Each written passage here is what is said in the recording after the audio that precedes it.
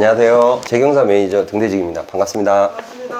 재경사에서 아자자스로 활동하고 있는데 닉네임이 바뀌었어요, 최근에. 뭐죠? 제가 인스타에서 웹툰을 좀 하면서 캐릭터화를 좀 시키려고 하다 보니까 운이가 됐습니다. 다음부터는 운이로 해도 될까요? 네, 뭐 운이든. 두 분의 스토리를 들어보고자 이렇게 카메라를 켰습니다. 처음 보시는 분들을 위해서 대부업의 종류 간단하게 설명해 주시면 좋을 것 같아요. 기본적으로 지자체 관할이 있고 금감원을 관할이 있는데 정상 채권을 다룰 거냐, 아니면 GPL 투자 방식을 고수할 거냐, 아니면 부실 채권을 고수할 거냐, 이 분류도 또 나눠지고, 전체적으로 봤을 땐 대부업은 맞아요. GPL이나 NPL이나 둘 다 대부업은 맞는데 투자 성향에 따라서 GPL 쪽으로 투자를 할 거냐, NPL 쪽으로 투자를 할 거냐에 따라서 좀 구분이 되는 것 같습니다. GPL, NPL 동시에 하고 계신 거예요? 네, 맞아요. GPL을 먼저 하시다가 NPL로 넘어간 케이스? 네, 저는 원래 직업이 이건 아니었거든요. 이제 전업으로 가야겠다 해서 이제 가족들, 지인들 설득해가지고 NPL 법인을 설립했습니다. 원래는 경매 투자 하시다가 맞아요. 하시게 됐다고. GPL의 허들이 낮은 개인 사업자로 접근을 했다가 수익이 쌓이면은 세금적인 부분 때문에 법인으로 전환했다가 조금 더 업그레이드 되는 이제 NPL로 전환이 된 케이스죠. 처음부터 이 대부업을 알 수는 없으니까 21년도에 이제 경매로서 처음 등대지기님을 뵀죠. 아니 어떻게 아시게 됐어요? 네이버 카페? 무료 강의가 있었어요. 찾아서 갔죠. 네. GPL을 얼마나 하시다가 NPL로 넘어가신 거예요? 뭐 1년? 바로 넘어갔죠. 원래 실행력이 좀 뛰어나가지고. 그러니까 바로 퇴사하고 바로. 전업투자자로 가는 게 쉽지 않잖아요. 퇴사가 그쵸. 아니라 사실 잘렸습니다. 권고사직 당했어요. 뭐 굳이 그런 얘기까지. 뭐 굳이 그런 얘기까지. 2013년부터 한 10년 동안 수영 강사 생활 했었거든요. 저랑 좀 잘 맞아요. 성격상 잘 맞고 재밌게 잘 하고 있었는데 체력적으로도 조금 한계가 좀 있었고 임금적인 문제도 좀 있었고 이러다가 코로나가 터졌잖아요. 그러면서 이제 제가 무급 휴가를 장기적으로 좀 갖게 됐고 그게 너무 길어지다 보니까 이제 권고사직까지 이제 당하게 됐는데 일은 얼마든지 구할 수 있는데 경기가 좀 안 좋아지면서 이제 막 나라에서 돈을 풀었잖아요. 나는 월급을 못 받는데 부동산이 막 뛰는 거예요. 그래서 아 이거 그냥 가만히 있으면 안 되겠다 해서 21년도에 경매를 등대지기님을 찾아간 거죠. 그렇게 해서 지금 투자하고 있는 거예요. 그 경매도 실제 낙찰 받아보셨겠네요? 그쵸. 21년부터 이제 경매로 처음 시작해가지고 뭐 여러 채 조금 낙찰 받고 23년에 대부업을 설립을 했습니다. 그리고 24년도에 NPL 법인을 설립해서 지금까지 운영 중입니다. GPL 법인 따로, NPL 법인 따로인 거예요? 아니요, 변경했어요. NPL이 좀 더 포괄적인 개념인 거죠? 그렇죠. GPL은 NPL을 할 수가 없어요. 면허 자체가 GPL 사업자 같은 경우는 이제 지자체로도 가능하지만 NPL을 하려면 이제 무조건 금감원 관할이어야 되니까 NPL사는 GPL도 할 수 있고 GPL은 제한은 있는 거죠. 재경사 커뮤니티 대부업 사업자 개수가 상당하다고 운이님 같은 분들이 많다고 들었는데 얼마나 되는지 좀 말씀해 그래서 주세요. 이제 이번 달 기준으로 하면 사업자 개수는 한 50개 정도? 올해 GPL이나 NPL 강의를 해서 수강생들을 모집해서 그분들을 또 사업자 설립까지 제가 도움을 준다라는 가정이면은 올해는 그냥 100개 이상은 무난하게 넘어갈 것 같다라는 예상은 되고 있어요. 개수가 중요한 것보다 실질적으로 운영하고 계시는 분들이 사업을 잘 영위하게끔 계속 고민되는 것 중에 하나는 사업자를 계속 늘리는 거는 물리적으로 좀 어려움이 있을 거다라고 생각이 들고, 그래서 올해까지만 사업자 설립을 하는 거에 대해서 제가 도움을 드리고 그 다음에는 기존에 있으신 분들이 잘 투자를 영위할 수 있게끔 관리를 해보려고 생각은 갖고 있습니다. 대부협회에서 나한테 뭐 감사패라든가 이런 거 줘야 되는 거 아니야? 그러니까 몇 명을 만들어 지금 몇 명을 만들어줬는데 대표로 가서 좀 따져. 알겠습니다. 언제 갈 거야? 시간 맞춰 나도 가. 아니야 지금 담그려고 그러는데 같이 들어가면 어떡해. 몰라 재밌을 것 같으니까 일단 같이 가. 경매 투자자들이 대부업을 창업하는 이유가 뭘까요? 부동산 취득의 제한이 많이 거론되고 있잖아요. 전업 투자자를 하려면은 취득의 제한이 없어야 되는데 아무래도 경매는 취득의 제한이 있다 보니까 다음 선택지로 생각을 하는 게 GPL로 또는 NPL로 넘어오는 케이스들이 종종 있긴 해요. 현재 실무를 하고 있는 사람 입장에서는 경매는 궁극적인 목적은 부동산을 싸게 사는 게 목적이잖아요. 그 싸게 사는 목적을 효과적이고 효율적으로 할 수 있는 방법이 NPL이나 GPL 투자를 하면서 병행하시는 게 더 효과적인 거예요. 경매는 입찰 보정에서 내가 낙찰을 받아야 되는 구조고 NPL이나 GPL을 하는 투자자들은 굳이 입찰 보정 가지 않아도 부동산 가치 시세 대비 좀 저렴하게 매입할 수 있는 선택지가 있는 게 차주분들하고 조율을 해서 그 부동산을 조금 더 저렴하게 경매보단 더 싸게 매입할 수 있는 그런 환경이 조성이 돼요. 아무래도 저는 이제 수익률 때문에 경매에서 넘어갔거든요. 성격도 좀 달라요. 경매 같은 경우에는 투자를 했다가 되팔아서 목돈을 만드는 투자 방식인 거고, 대부업 같은 경우는 매월 현금 흐름, 월급 받는 것처럼 그런 투자 방식이다 보니까 저는 이제 대부업이 좀 맞다고 생각을 했고, GPL로 하다가 NPL로 넘어간 것도 수익률이 더 낮다고 생각해서 넘어간 거고요. 만족도 100%입니다. 작년에는 정말 매니저님한테 항상 했던 말이 매일매일이 기대가 된다, 행복하다, 이렇게 얘기했거든요. 경매 경험이 있으시고 GPL로 넘어가셔서 수익을 내고 있으시다고 알고 있는데 이제 수익 사례도 하나씩 볼까요?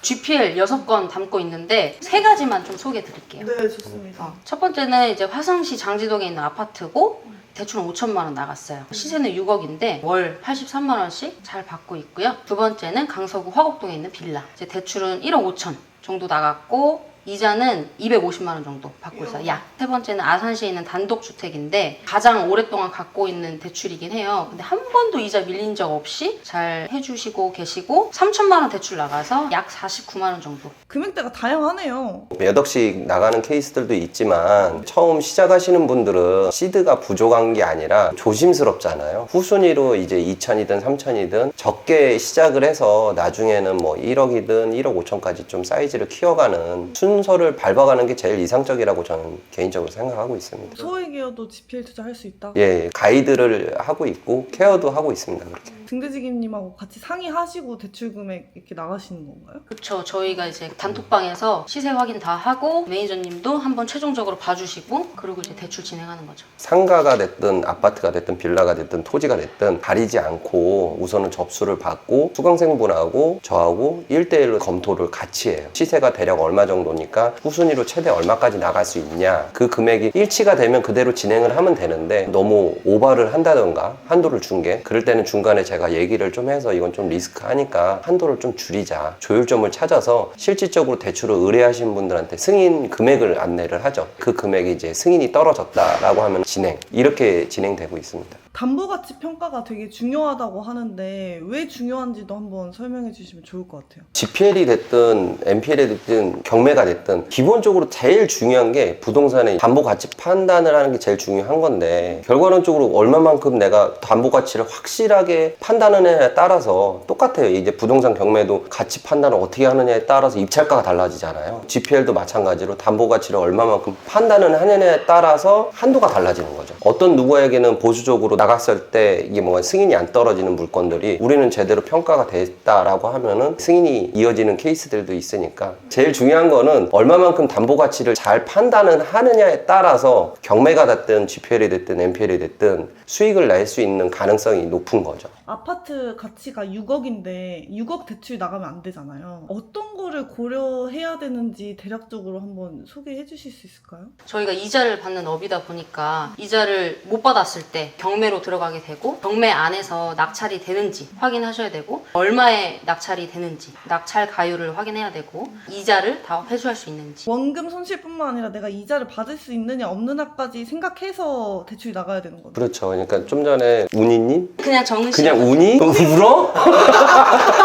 정은 씨가 좀 전에 얘기했던 내용을 두 개로 함축하다 보면은 그 지역의 아파트가 낙찰가율이 몇 프로 나오는지, 1년 동안 쌓이는 원금 플러스 이자가 보호가 되는지, 그것만 좀 판단해 보시면 좋을 것 같아요. 1년으로 계산하는 이유가 있나요? 통상 1년으로 기산하는 게 차이는 있겠지만 지역 그냥 관할 법원마다 매각 절차를 밟아가는데 통상 1년 정도가 걸려요. 개시 결정이 떨어지고 나서 그 부동산이 매각돼서 배당 기일까지, 매각이 됐다고 해서 이자 기산이 거기서 딱 끝나는 건 아니고요. 배당 기일 날 그날 당일까지 이자 정산을 해갖고 채권 계산서를 관할 법원에다가 제출하게 돼 있어요. NPL은 그 부동산이 매각이 되면은 배당으로 받는 수익 구조다라고 알고 계시는 게 일반적인데, 저 같은 경우는 그게 최후의 보루라고 생각을 하는 게 부동산 경매고, 그 전에 내가 채권을 보호할 수 있는 방법들이 여러 가지가 있는데, 매각하는 과정에서 1년이라는 시간이 걸린다고 했잖아요. 그 시간 동안 제가 할 수 있는 모든 방법을 동원을 해서 매각으로 가기 전에 내 채권을 다 확보하는 방법을 끊임없이 고민하고 연구를 해야 되는 게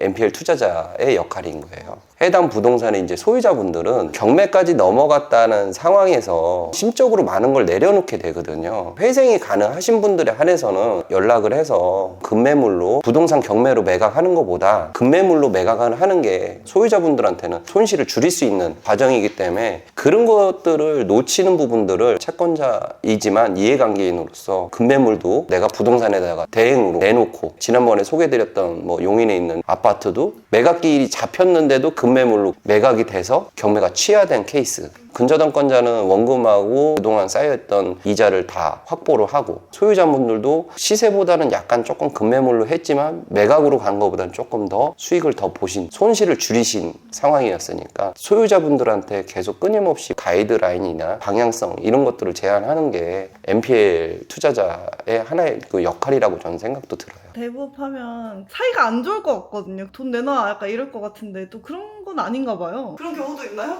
거의 그런 경우는 없고요. 어쩔 수 없이 절차대로 밟아가는 것 뿐이지 소유자분들하고 뭔가 감정 싸움 이런 거 1도 없어요. 오히려 그분들은 저희에게 도움을 요청을 하고 저희가 도와줄 수 있는 최대한의 선에서 도움을 드리면서 서로 조율점을 끊임없이 찾으니까 연락이 먼저 오세요. 대화하는 거지 감정 싸움 같은 건 없습니다. 그러면 또 아자자님의 NPL 수익 사례도 한번 들어보고 싶습니다. GPL은 매달 따박따박 꽂히는 돈이라고 알고 있고 NPL은 그럼 1년에 한 번씩 목돈이 들어오는 거예요? 그쵸. 대략 1년인데 약간 변동성은 있을 것 같아요. 부동산 경매로 매매가 돼버리면은 1년의 기간이 안 되는 거죠. 더 빨리. 경매 신청이 들어갔는데 그 다음 달에 매매가 돼서 상환이 되는 케이스들도 있고 채권의 우량도가 또 중요하긴 하거든요. 1억짜리 아파트인데 채무가 뭐 5억이야. 이런 거는 어쩔 수 없이 매각 쪽으로 가야 되는 상황인 거고 시세가 1억짜리인데 채무가 5천 정도밖에 없어. 그럼 이거는 누가 봐도 채권자 입장에서도 계속 끊임없이 소유자분하고 얘기를 해서 매매로 정리할 수 있는 거를 저희가 제안을 해드리는 게 맞아요. 소개해 주십시오. 최근에 있었어요. 대방동에 있는 이제 빌라였고요. 경매 감정가가 3억 8천이 나왔어요. 근데 저희가 진행한 대출은 2억 2천 정도. 근데 실제 2억 2천이 다 들어간 건 아니고요. 저희는 NPL 사니까 3금융권에서 대출을 받아서 실제 들어간 비용은 5천만 원. 이자는 3,600만 원 받았습니다. 2억 2천에 대해서 이제 이자를 받을 수 있는 거죠. 비용은 5천만 원 들어갔는데 이자는 2억 2천에 대한 이자가 나오는 거예요. 수익률로 따지니까 한 70% 되더라고요. 기간은 한 10개월 정도. NPL사는 이렇게 몇 개 정도를 투자하는 거예요? 자본금마다 좀 다를 것 같긴 해요. 자본금이 많은 회사는 투자 건수들이 많을 거고 투자 금액이 좀 제한됐다, 소액이다 라고 하면은 많지는 않겠죠, 상대적으로. 저희가 지금 갖고 있는 채권은 총 3개였어요, NPL은. 근데 하나는 이번에 배당을 받아서 끝났고 지금 총 2개 갖고 있어요. 저도 뭐 한 10대 개 되는 것 같아요. NPL사로 좀 오래 운영하신 분들은 내가 몇 개를 한 거에 대해서 크게 감흥이 없어요. 돈 벌어도 감흥이 없어요? NPL은 초반에 내가 분석하고 유동화를 일으키고 매입하고 그 다음에는 크게 손이 많이 가진 않아요. 그 매입한 채권에 대해서 처음에 매입할 때 우리가 분석을 할 때 매각으로 갈 거냐 유입으로 갈 거냐 이거를 우선 판단을 해보고 유입이든 매각이든 결정이 되면은 그 다음부터는 그걸 잊고 살아요. 때 되면 이제 법원에서 연락이 와요. 배당기일이 잡혔다, 매각기일이 잡혔다, 매각기일 통지서가 이렇게 저한테 따로 온단 말이죠. 절차들 일정만 확인해서 실제 매각이 됐는지 얼마에 매각이 됐는지 배당금에서 채권 보호를 다 받을 수 있는지 없는지 이것까지만 좀 확인하고 그 다음에는 이제 또 매입하는 거에 조금 집중을 하는 편이죠. 이번에 정리하셨으니까 또 준비하시겠네요?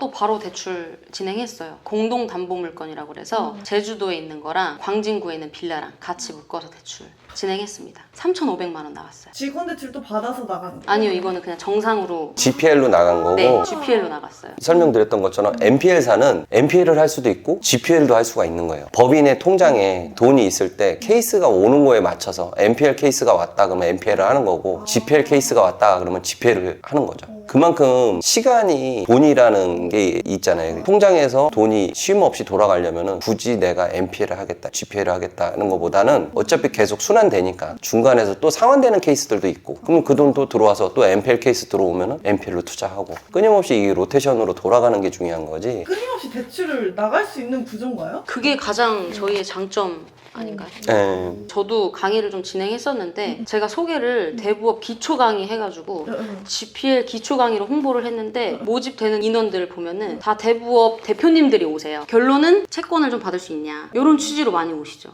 재경사 안에 그 50개나 사업자가 이제 있는데 채권을 못 받아서 힘드신 분들은 없을까요? 아직까지는 없는 것 같아요. 지난달, 지지난달 이게 평균적으로 보니까 GPL로 지금 투자가 되는 게 거의 이틀에 한 번 꼴 꾸준하게 나갔던 것 같아요. 저희가 있는 돈 다 소진시키고 어차피 나오는 또 채권들이 있으니 그런 거를 쉐어를 한다라는 거죠. 자금은 이제 한정적이잖아요. 경매 투자 경력이 많지 않은 분들이 MPL 대부업을 도전해도 될까요? MPL 대부업을 설립하기 위해서는 자본금 5억 허들이 높다고 하잖아요. 경매고 뭐고 잘 모르는데 5억은 있어. MPL은 해보고 싶어. 이러면 도전해도 가능한 부분일까요? 못하진 않죠. 경매를 알아야 그래도 전체적인 틀을 아니까 공부를 하면서 하셔야겠죠.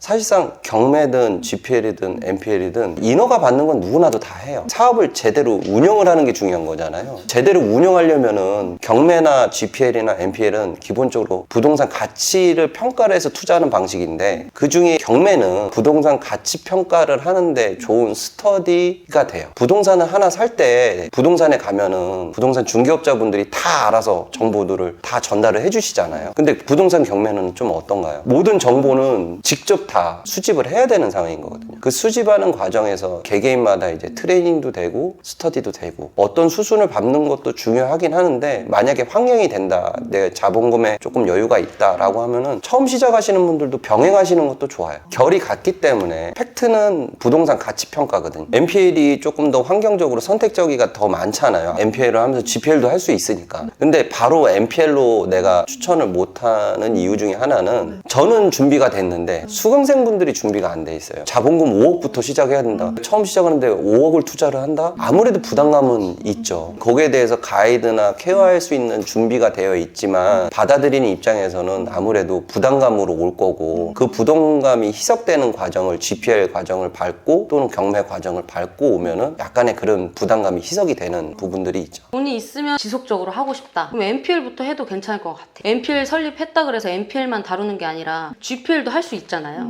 돈이 있으면 MPL 설립하고 GPL과 MPL을 병행해도 좋을 것 같다. 그런 생각이에요. 고생 많으셨습니다. 네, 감사합니다. 감사합니다.